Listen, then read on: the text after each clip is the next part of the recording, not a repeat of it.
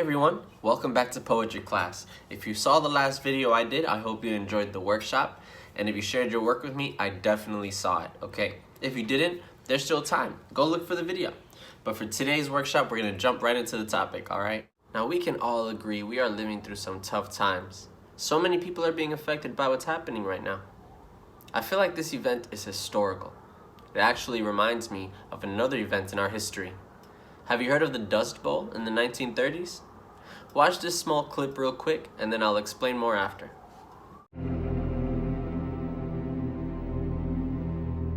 The Dust Bowl was a period in the 30s where the combination of weather, the prolonged drought, and farming techniques led to basically a part of the country that was turned to dust. The dust was so thick that in the air, visibility at times could be near zero, and that's why they called it black blizzards.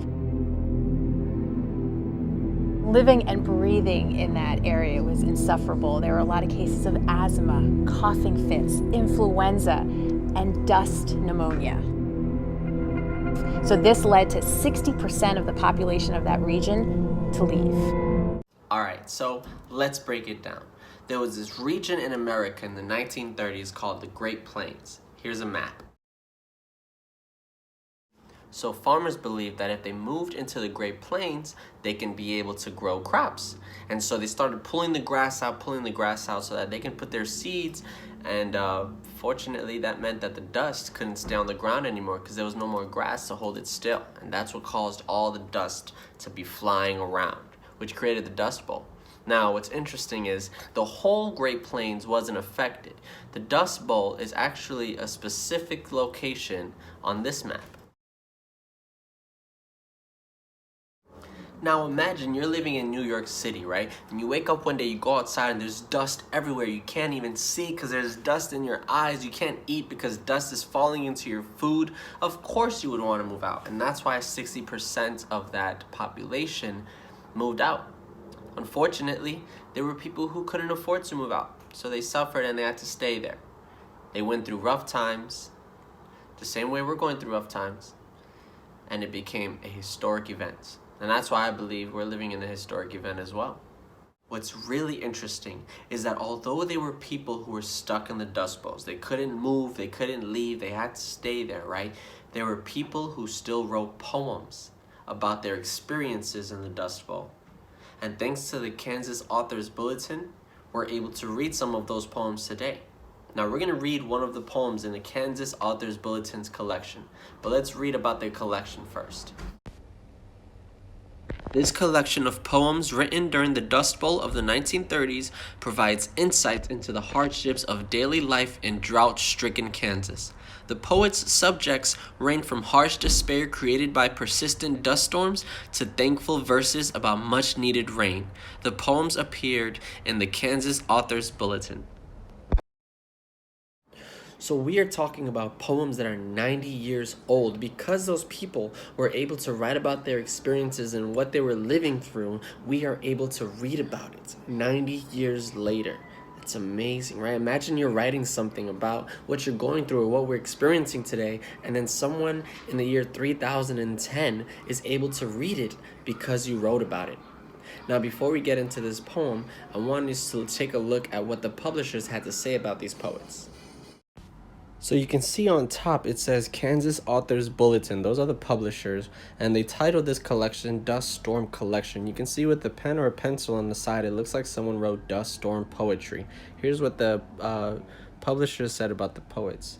Even dust storms in Kansas will cause the poets to have brainstorms, and out of that blinding, choking, whirling blanket of darkness will evolve something of beauty, anguish, and hope. Note what these poets say. Hope is the key word. So there were people suffering, there were people going through tough times, but they still had hope. And that's what I love about this poem that we're going to read. It's going to give us a small insight in what that looks like, all right? So let's read that poem together. The title of this poem says, At Last. It rained today, and all the little new leaves clapped their hands for joy. The dusty grass laughed bright green laughter. It rained today, and all the planted seeds split their brown jackets wide open in their eagerness to grow. The drowsy jonquils opened their eyes wide and smiled. It rained today. A robin sang a hymn of praise, and the little sparrows said amen. Rain fell today upon my thankful hearts. This poem was written by Edna Becker. Thank you so much, Edna Becker. Now, the Kansas Authors Bulletin didn't give me much information about Edna Becker. I wish I knew who she was, where she came from, or what she was dealing with personally, but I am so grateful that Edna wrote that poem because we were able to read it today. So I'm really thankful for that. And what's interesting about that poem, what I love, is that Edna was a part of the Dust Bowl, right? Experienced the dust and the storms, but she was hopeful. And when it rained, it brought joy to everyone because that's what they were looking forward to, right? And so that's what I want us to focus on today. You know, we're going through rough times, right? We have our own historic event happening right now. We're living through it. We're experiencing it, so much happening right now. But if we write about the hope, what we're looking forward to, right? What we're hoping for, then maybe someone in the year 3010 will be able to know, even though this pandemic was a hard, tough time, we still had hope, right? So here's your writing prompt. What are you looking forward to when quarantine is over? I want you to write about 10 things that you are hopeful for, okay? So after all of this is over, what are you looking forward to? All right, so here's what I'm gonna do. I'm gonna put a timer on for 5 minutes. We're gonna have 5 minutes of writing time. I'm gonna join you, right? I'm gonna write about the 10 things that I'm hopeful for. If you have more than 10 things, keep going. Write as much as you want to, all right? But I'm gonna play some music. You can have the music on if you want to, or you can fast forward or whatever you want to do, all right? But if you want the quiet time, if you want some focus time, I'm gonna put 5 minutes just so we can write and focus, all right? Here we go.